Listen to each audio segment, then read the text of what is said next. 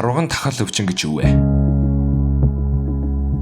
Тарваган тахал өвчин нь нянгаар үүсгэгддэг, мэрэгч амьтдын бөөс бүүргээр дамжин халдварладаг, тунхлагын зангилаа уушгийг зонхлон гэмтээдэг, зоонозын цочмог халдвар төвчин юм. Тарваган тахал өвчнөөр тарваг, зурам, огтой, үлийн цагаан охт нь чичүүл зэрэг мэрэгчэд, туулай, тэмээ зэрэг амьтад болон хүн өвчлөдөг.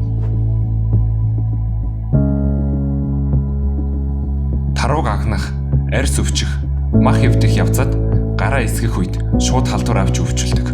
Тарваг болон мэрэгч амьтдын дош, нөхөнд агуулгадах бөөс, бүүрэг, хажигт хазуулсан үед халдвар авдаг. Тарваган тахлын уушигны хэлбэр нь өвчлсөн хүнээс хүнд халдвар тархан дамжина. Өвчин үүсгэгч нь мэрэгчдийн арьсанд 23 хоног, хоол хүнсэнд 2-4 сар, өвчтний цэр, идэ, цусанд 165 хоног хүртэл өвчин үүсгэх чадвартай хадгалагдана. Монгол орны нийт нутаг дэвсгэрийн 28.3% буюу 17 аймгийн 137 сум тарваган тахал өвчний байгалийн голомттой. Монгол орны тарваган тахал өвчний байгалийн голомт 3 сараас сэргэн идэвхжиж 8-9 сард оргил үедээ хүрч 10 дугаар сарын дунд үеэс намжмал байдалд ордог.